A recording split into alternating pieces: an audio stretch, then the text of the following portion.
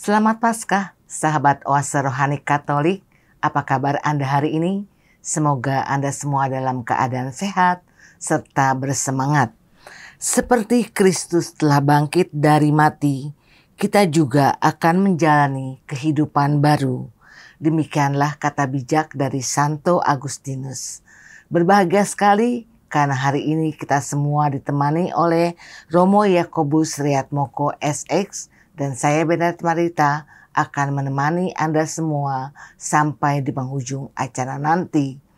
Marilah sekarang kita menyapa salam damai kepada Romo Yakobus yang sudah berada di studio untuk Anda hari ini. Selamat jumpa lagi Romo. Selamat jumpa Bu Marita. Selamat Paskah Romo. Selamat Paskah juga Bu Marita. Terima kasih Romo sudah bersedia menemani sahabat Oase Rohani Katolik dalam siaran Oase Rohani Katolik hari ini. Ya, dengan gembira Bu, saya datang untuk membahas bersama firman Tuhan hari ini. Puji Tuhan Romo. Baiklah sahabat Oase Rohani Katolik, marilah kita awali jumpa kita dengan sebuah doa yang akan dipimpin oleh Romo Yakobus. Marilah kita berdoa. Dalam nama Bapa dan Putra dan Roh Kudus. Amin. Bapa yang Maha Kasih, kami bersyukur kepadamu karena Engkau telah membangkitkan Yesus Kristus Putramu dari alam maut. Melalui kebangkitannya, Ia menyelamatkan kami semua yang percaya kepadanya. Berilah kami rahmat-Mu pagi ini untuk bisa mendengarkan sabda-Mu dan menangkap pesannya, untuk bisa kami hidupi dalam kehidupan kami sehari-hari, agar kami semua pada masa ini juga boleh menghidupi kebangkitan Putramu, Tuhan kami, Yesus Kristus, sebab Dialah Tuhan dan pengantara kami. Amin. Amin. Dalam nama Bapa dan Putra dan Roh Kudus. Amin. Sahabat Oase Rohani Katolik, antifon pembuka kita untuk hari ini adalah, marilah hai kamu yang diberkati Bapa-Ku, terimalah kerajaan yang telah disediakan bagimu sejak dunia dijadikan. Haleluya. Sahabat Oase Rohani Katolik, bacaan dari Kisah Para Rasul bab 3 ayat 1 sampai 10. Pada suatu hari, menjelang waktu sembayang, yaitu pukul 3 petang, naiklah Petrus dan Yohanes ke bait Allah. Di situ ada seorang laki-laki yang lumpuh sejak lahirnya, sehingga ia harus diusung. Tiap-tiap hari orang itu diletakkan dekat pintu gerbang bait Allah, yang bernama Gerbang Indah, untuk meminta sedekah kepada orang yang masuk ke dalam bait Allah. Ketika orang itu melihat bahwa Petrus dan Yohanes hendak masuk ke bait Allah, ia meminta sedekah. Mereka menatap dia dan Petrus berkata, "Lihatlah kepada kami." Lalu orang itu menatap mereka dengan harapan akan mendapat sesuatu dari mereka. Tetapi Petrus berkata, "Emas dan perak tidak ada padaku, tetapi apa yang kupunyai kuberikan kepadamu. Demi nama Yesus Kristus, orang Nazaret itu, berjalanlah." Lalu Petrus memegang tangan kanan orang itu dan membantu dia berdiri. Seketika itu juga kuatlah kaki dan mata kaki orang itu. Ia melonjak berdiri, lalu berjalan kian kemari dan mengikuti Petrus dan Yohanes ke dalam bait Allah. Ia berjalan dan melompat-lompat serta memuji Allah. Ketika seluruh rakyat melihat dia berjalan sambil memuji Allah, mereka mengenali dia sebagai orang yang biasanya duduk meminta sedekah di gerbang indah Bait Allah. Maka mereka takjub dan tercengang tentang apa yang telah terjadi padanya. Demikianlah sabda Tuhan. Syukur kepada Allah. Sahabat Oase Rohani Katolik, marilah kita tanggapi sabda Tuhan dengan mazmur tanggapan. Biarlah bersuka hati orang-orang yang mencari Tuhan. Biarlah bersukacita orang-orang yang mencari Tuhan. Bersyukurlah kepada Tuhan, serukanlah namanya, maklumkanlah perbuatannya di antara bangsa-bangsa. Bernyanyilah bagi Tuhan, bermazmurlah baginya, percakapkanlah segala perbuatannya yang ajaib. Biarlah bersukacita orang-orang yang mencari Tuhan. Bermegahlah dalam namanya yang kudus. Biarlah bersuka hati orang-orang yang mencari Tuhan.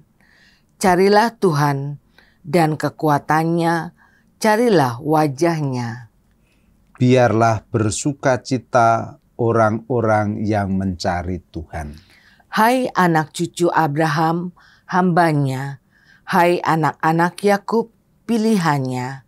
Dialah Tuhan, Allah kita, ketetapannya berlaku di seluruh bumi. Biarlah bersukacita orang-orang yang mencari Tuhan. Selama-lamanya ia ingat akan perjanjiannya, akan firman yang diperintahkannya kepada 1000 angkatan, akan perjanjian yang diikatnya dengan Abraham, akan sumpahnya kepada Ishak. Biarlah bersukacita orang-orang yang mencari Tuhan. Sahabat Oase Rohani Katolik, marilah sekarang kita simak bersama bacaan Injil Suci menurut Lukas bab 24 ayat 13 sampai 35 yang akan disampaikan oleh Romo Yakobus untuk kita semua. Haleluya, haleluya, haleluya, haleluya, haleluya, haleluya. Inilah hari yang dijadikan Tuhan. Marilah kita bersorak-sorai dan bersukacita karenanya. Haleluya, haleluya, haleluya.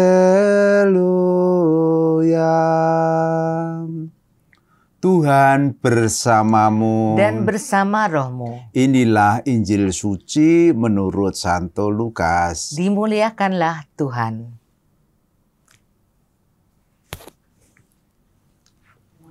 Pada hari Sabat sesudah Yesus dimakamkan, 2 orang dari murid-murid Yesus pergi ke sebuah kampung bernama Emmaus yang terletak kira-kira 7 mil jauhnya dari Yerusalem.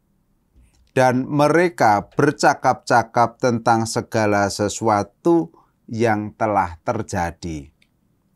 Ketika mereka sedang bercakap-cakap dan bertukar pikiran, datanglah Yesus sendiri mendekati mereka, lalu berjalan bersama-sama dengan mereka. Tetapi ada sesuatu yang menghalangi mata mereka, sehingga mereka tidak dapat mengenali Dia. Yesus berkata kepada mereka, "Apakah yang kamu percakapkan sementara kamu berjalan?" Maka berhentilah mereka dengan muka muram.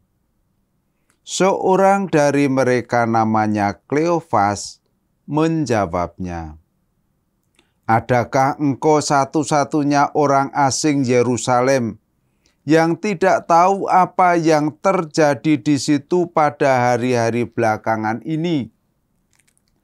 Katanya kepada mereka, "Apakah itu?" Jawab mereka, "Apa yang terjadi dengan Yesus orang Nazaret?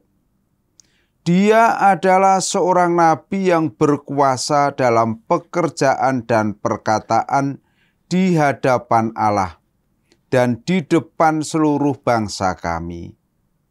Tetapi imam-imam kepala dan pemimpin-pemimpin kami telah menyerahkan dia untuk dihukum mati, dan mereka telah menyalibkannya. Padahal kami dahulu mengharapkan bahwa dialah yang datang untuk membebaskan bangsa Israel. Tetapi sementara itu telah lewat 3 hari sejak semuanya itu terjadi.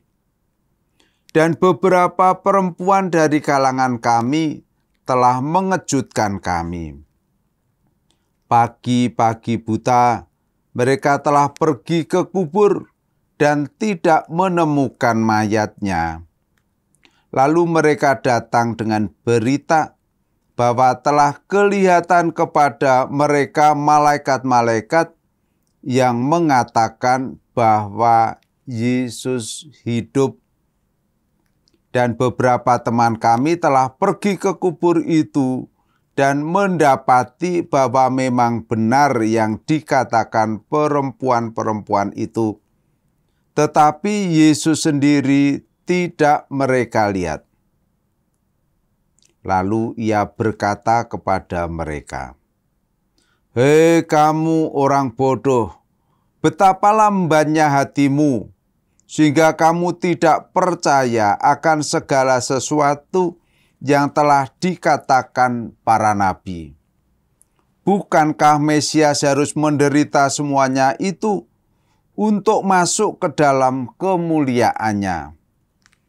Lalu ia menjelaskan kepada mereka apa yang tertulis tentang dia dalam seluruh kitab suci, mulai dari kitab-kitab Musa dan segala kitab nabi-nabi. Sementara itu, mereka mendekati kampung yang mereka tuju. Ia berbuat seolah-olah hendak meneruskan perjalanannya. Tetapi mereka mendesaknya dengan sangat. "Tinggallah bersama-sama dengan kami, sebab hari telah menjelang malam dan matahari hampir terbenam." Lalu masuklah ia untuk tinggal bersama-sama dengan mereka. Waktu duduk makan dengan mereka, ia mengambil roti, mengucap berkat, lalu memecah-mecahkan roti itu dan memberikannya kepada mereka. Ketika itu terbukalah mata mereka dan mereka pun mengenali dia. Tetapi Yesus lenyap dari tengah-tengah mereka. Kata mereka seorang kepada yang lain, "Bukankah hati kita berkobar-kobar ketika ia berbicara dengan kita di tengah jalan dan ketika ia menerangkan kitab suci kepada kita?" Lalu bangunlah mereka dan langsung kembali ke Yerusalem. Di situ mereka mendapati ke-11 murid. Mereka sedang berkumpul bersama teman-teman mereka. Kata mereka kepada kedua murid itu, "Sungguh, Tuhan telah bangkit dan telah menampakkan diri kepada Simon." Lalu kedua orang itu pun menceritakan apa yang terjadi di tengah jalan dan bagaimana mereka mengenali Yesus pada waktu ia memecah-mecahkan roti. Demikianlah sabda Tuhan. Terpujilah Kristus.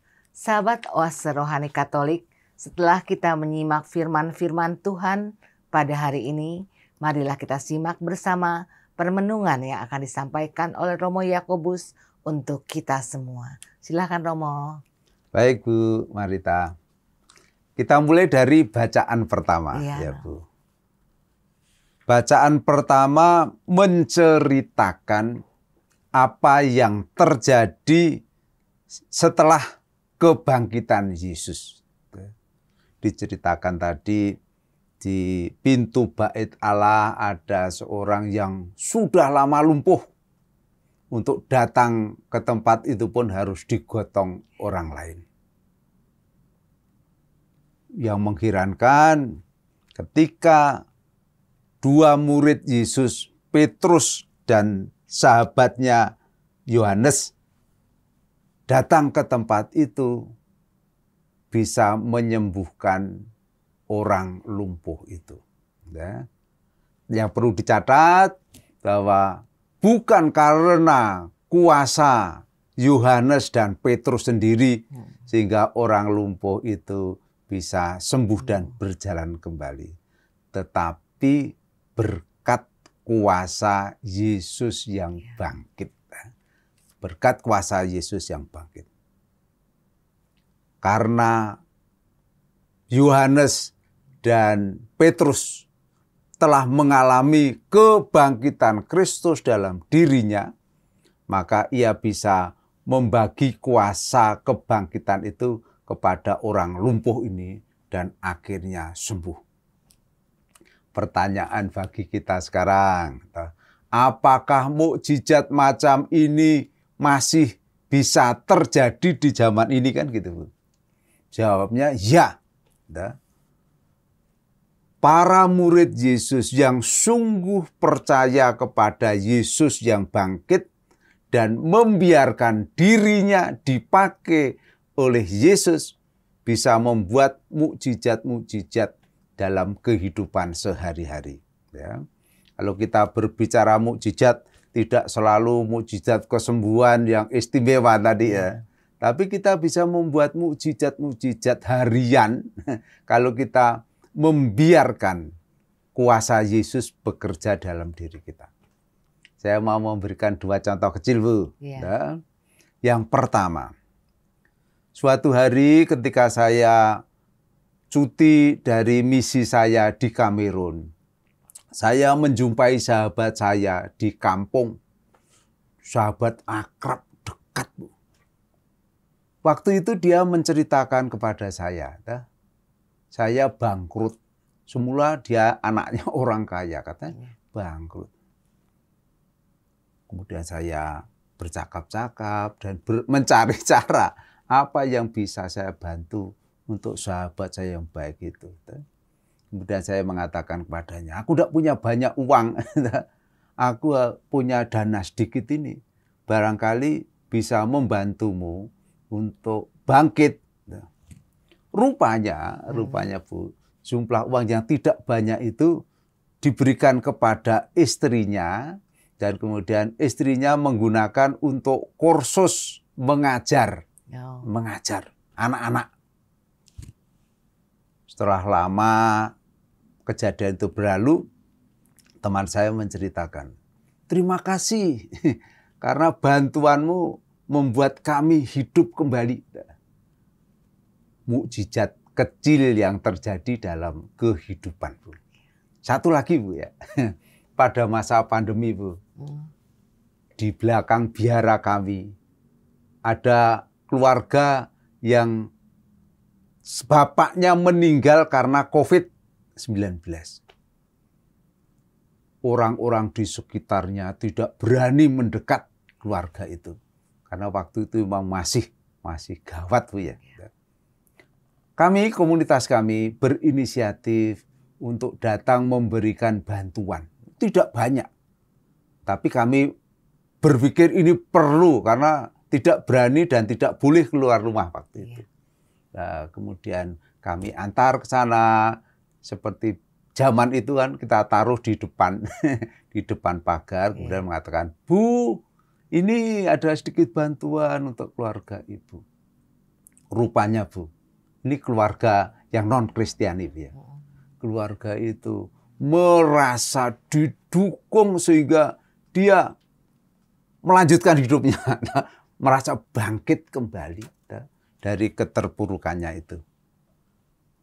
Hal yang sangat sederhana sebenarnya, tapi bisa membangkitkan orang dari keterpurukannya. Ya, maka kalau kita mau dan membiarkan kuasa kebangkitan Yesus masuk dalam diri kita dan bekerja melalui kita, kita semua bisa melakukan itu.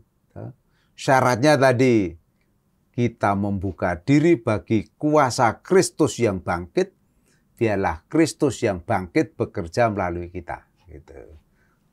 Saya kira para pendengar atau pemirsa Oase Rohani Katolik semuanya juga bisa melakukannya. Tadi hanya contoh-contoh sederhana, Anda semua bisa melakukan dalam kehidupan Anda sehari-hari. Sungguh luar biasa Romo, tanpa kita sadari mujizat-mujizat kecil suka terjadi dalam kehidupan kita sehari-hari Romo ya. Ya. Kalau kita mendengarkan para katekumen Bu, yang ikut pelajaran Katolik, katekumen dewasa, saya sering bertanya, mengapa kamu tertarik mau menjadi pengikut Kristus? Jawab mereka itu, karena mereka telah mengalami dan melihat kuasa Kristus dalam diri orang-orang yang mereka kenal. Entah tetangga mereka, entah saudara mereka. Jadi Kristus yang bangkit tetap bekerja sampai hari ini dalam diri orang-orang yang membiarkan dirinya dipakai olehnya. Gitu. Puji Tuhan Romo ya. Sungguh luar biasa sekali mujizat itu, dan sungguh Yesus selalu menyertai kehidupan kita sampai saat ini. Ya, seperti dikatakan Paulus, Kristus itu kemarin, hari ini, dan esok itu sama. Hanya kita mau membiarkan diri dipakai oleh Yesus atau tidak. Kalau kita mengosongkan diri kita, membiarkan Kristus memenuhi diri kita, dan kuasanya bekerja dalam diri kita, maka Kristus tetap bekerja melalui kita. Terima kasih Romo. Ya Bu. Baiklah sama-sama. sahabat Oase Rohani Katolik, dengan demikian kita cukupkan dahulu perbincangan di bagian pertama ini. Mari kita resapkan dalam hati sanubari kita apa yang sudah disampaikan oleh Romo Yakobus untuk kita semua. Dan kami akan kembali setelah jeda berikut ini.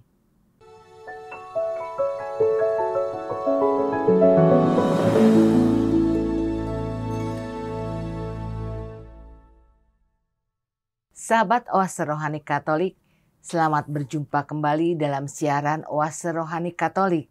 Masih bersama kita Romo Yakobus Riatmoko SX dan saya Bernadette Marita akan menemani Anda semua sampai di penghujung acara nanti. Bagi Anda yang mau bertanya, mengirimkan usul atau saran, silahkan Anda kirim ke alamat email kami orkkaj2021@gmail.com, atau Anda semua dapat kirim WA ke nomor 0881 0251 334438. Baiklah, sahabat Oase Rohani Katolik, kita kembali ke Romo Yakobus untuk menyimak permenungan di bagian kedua ini. Silahkan Romo. Hei Bu Marita, sahabat Oase Rohani Katolik yang terkasih, marilah kita temukan bersama pesan sabda Tuhan yang mengalir dari bacaan Injil yang baru saja kita dengarkan tadi. Pesan pertama yang bisa kita pegang, Yesus hadir secara nyata dalam pemecahan roti, yaitu kalau bahasa saat ini dalam Ekaristi Kudus. Sepanjang sejarah banyak mujizat yang menunjukkan bahwa Kristus sungguh-sungguh hadir dalam Ekaristi Kudus. Carlo Acutis, Santo baru kita. berusaha menyebarkan mukjizat-mukjizat Ekaristi itu. Yang mau mengatakan di sana bahwa Yesus sungguh-sungguh hadir dalam Ekaristi Kudus. Yesus hadir juga di dalam hosti suci yang sudah dikonsakrir oleh imam dalam perayaan Ekaristi. Dari pesan ini kita diundang untuk sungguh-sungguh menghayati Ekaristi Kudus. Ketika kita hadir untuk mengikuti perayaan Ekaristi, kita harus yakin Yesus sungguh hadir di sini. Oleh karena Yesus sungguh hadir, maka konsekuensi kedua adalah kita bisa membagi sukacita kita kepada Kristus. Saat Ekaristi itu ya. Jadi Ekaristi kita hadir di dalam Ekaristi bukan hanya karena kewajiban, Bu. Betul. Bukan karena ritus, tetapi karena kita ingin berjumpa dengan Kristus. Nah, di situ kita bisa membagi sukacita kita, suka duka kita kepada Kristus. Dalam arti apa? Ketika kita mengalami sukacita, kita berbagi dengan Yesus. Mengatakan, Tuhan terima kasih atas semua kebaikan-Mu. Ketika kita mengalami kesulitan hidup, kita ceritakan juga. Dan kalau kita sungguh-sungguh percaya kepada Kristus, Kristus bisa berbuat sesuatu bagi kita, maka akan terjadi itu. Dalam kisah tadi diceritakan, 2 murid dari Emmaus yang semula sedih bermuka muram, setelah menjumpai Kristus, setelah sadar bahwa Kristus menjumpainya dalam Ekaristi, kemudian bersemangat. Malam itu juga dikatakan tadi, dia kembali ke Yerusalem. Padahal sudah jalan lama sampai Emmaus berjam-jam. Tetapi berkat perjumpaan dengan Kristus dalam Ekaristi itu, mereka bersemangat lagi, kembali ke Yerusalem. Kedukaan yang mereka alami diubah menjadi sukacita. Jadi akibat perjumpaan dengan Kristus yang bangkit itu. Maka bagi kita mestinya setelah mengalami perjumpaan dengan Kristus dalam Ekaristi, kita pun harus bersukacita. Yang ketiga, sukacita yang mereka alami tidak mereka simpan, melainkan mereka bagikan kepada teman-teman mereka. Pesan untuk kita, ketika kita telah berjumpa dengan Kristus yang bangkit dalam perayaan Ekaristi, dan kita mengalami kegembiraan, mestinya kegembiraan itu tidak kita simpan hanya untuk diri kita, tapi mesti kita bagikan kepada orang lain, agar orang lain pun merasakan sukacita yang kita terima dari Allah. Itu pesan singkat dulu. Nah, nanti kalau ada pertanyaan-pertanyaan bisa kita perdalam. Ya, terima kasih Romo. Sungguh Ekaristi itu memberikan sukacita sehingga kita berbagi sukacita juga pada orang lain, Romo. Romo, apa peran dari peristiwa Paskah Yesus yang dapat langsung kita rasakan atau kita dapat terapkan dalam menjalani kehidupan kita, Romo? Ya, yang pertama, kita harus mengalami secara pribadi kebangkitan Kristus dalam diri kita. Ini yang pertama itu. Harus mengalami dulu. Karena tanpa mengalami, kita tidak bisa membagikan sukacita itu.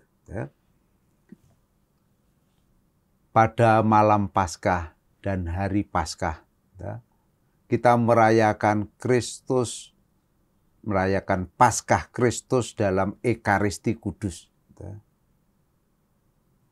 Sekali lagi saya mengundang umat ketika datang ke dalam perayaan Ekaristi itu bukan hanya karena kewajiban, bukan sebagai beban, tetapi sebagai kesempatan indah untuk berjumpa dengan Kristus yang bangkit. Kalau kita sudah mengalami perjumpaan pribadi dengan Kristus, maka secara otomatis kita akan terdorong untuk mewartakan kegembiraan itu. Santo Paulus mengatakan, caritas Christi urget nos. Artinya apa? Kasih Kristus yang kita alami itu akan secara otomatis mendorong kita untuk mewartakan kasihnya kepada semua orang yang kita jumpai.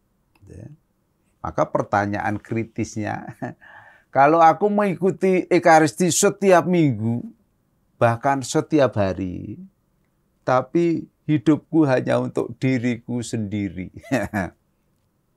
Orang itu mungkin saya tidak mau mengadili, belum mengalami perjumpaan pribadi dengan Kristus yang bangkit.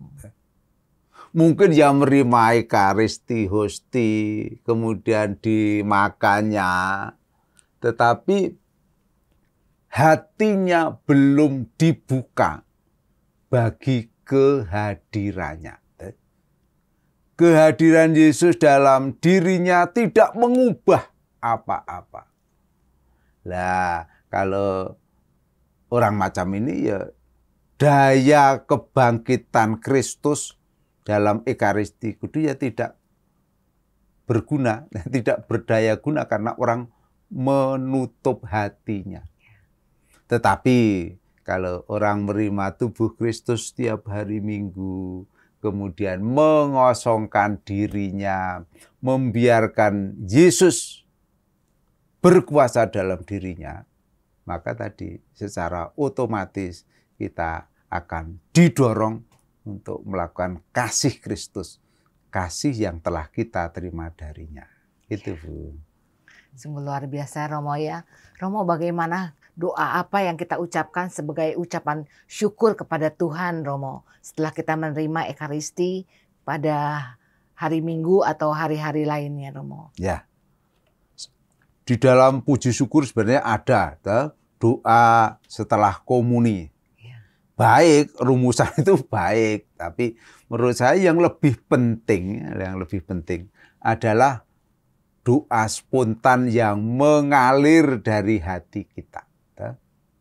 Yang pertama tadi, syukur. Bersyukur pada Tuhan karena Tuhan berkenan memberikan dirinya sebagai santapan bagi kita.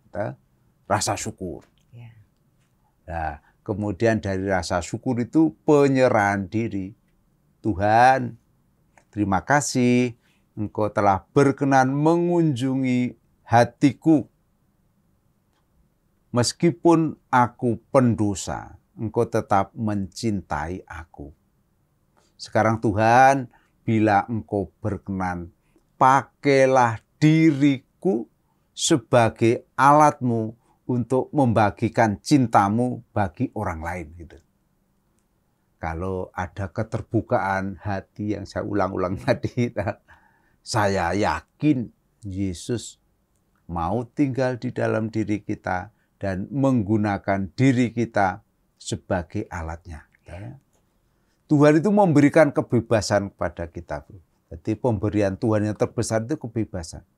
Kalau kita mau membiarkan diri dipakai oleh Kristus, maka Kristus akan memakai diri kita. Tapi kalau kita mengatakan tidak mau, tidak mau, ya Kristus menghargai kita, ya sudah. Kalau gitu hiduplah menurut apa yang kamu pikirkan, kan gitu. Jadi doa yang terbaik menurut saya setelah komuni tadi syukur. Kemudian yang kedua membuka diri. Biarlah Yesus menggunakan diri kita untuk membagi kasih-Nya kepada orang lain. Ya. Terima kasih Romo. Romo, adakah pesan-pesan untuk sahabat Oase Rohani Katolik mengenai bacaan-bacaan pada hari ini, Romo? Ya. merangkum saja Bu ya. Ya. Jadi yang pertama, kita telah merayakan Kristus yang bangkit. Saya berharap perayaan ini tidak berhenti pada seremonial-seremonial, tetapi kita sungguh-sungguh merasakan Kristus yang bangkit dalam kehidupan kita. Kita biarkan diri kita dimasuki, dipenuhi oleh kehadiran Kristus yang bangkit. Kalau diri kita dipenuhi dengan kehadiran Kristus yang bangkit, maka kita akan terdorong untuk mewartakan kebangkitannya tadi. Supaya terjadi dalam diri saudara-saudari yang kita jumpa itu mukjizat-mukjizat kecil harian seperti yang dialami oleh orang lumpuh di Bait Allah itu. Yang pertama. Yang kedua, kita diundang untuk memperbarui keyakinan kita, iman kita bahwa Kristus sungguh hadir dalam Ekaristi Kudus. Maka kita diundang untuk setia menghadiri perayaan Ekaristi dengan sukacita, dengan penuh kesadaran. Bukan sebagai kewajiban yang berat, tetapi sebagai kesempatan untuk berjumpa dengan Kristus yang bangkit. Itu Bu, pesan sederhana. Terima kasih Romo. Baiklah sahabat Oase Rohani Katolik, dengan demikian sudah jumpa kita dalam siaran Oase Rohani Katolik. Maka Romo Yakobus Riyatmoko SX dan saya Bernadette Marita undur pamit dari ruang dengar Anda. Kami mengucapkan salam damai, tetap semangat dan tersenyum. Kita tutup jumpa kita dengan doa penutup dan berkat Tuhan melalui Romo Yakobus. Mari kita berdoa. Dalam nama Bapa dan Putra dan Roh Kudus. Amin. Bapa yang Maha Kasih, kami bersyukur kepadamu karena Engkau telah memberikan iman kepada kami. Iman akan Yesus Kristus Putramu yang menderita, mati, dan Kau bangkitkan dari alam maut. Melalui Dialah kami memperoleh keselamatan yang berasal daripadamu.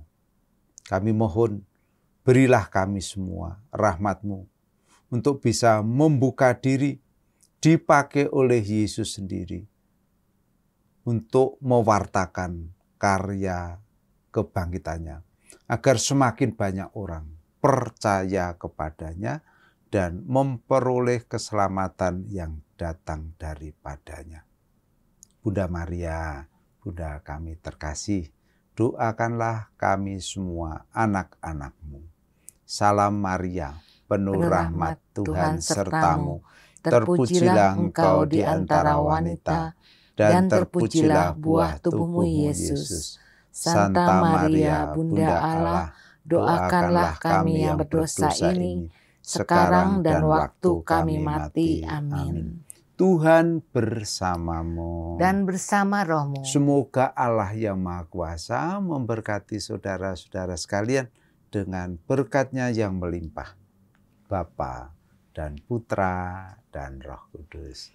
Amin. Amin. Terima kasih Romo. Sama-sama Bu. Baiklah sahabat Oase Rohani Katolik, sampai jumpa lagi di siaran Oase Rohani Katolik berikutnya. Tuhan memberkati.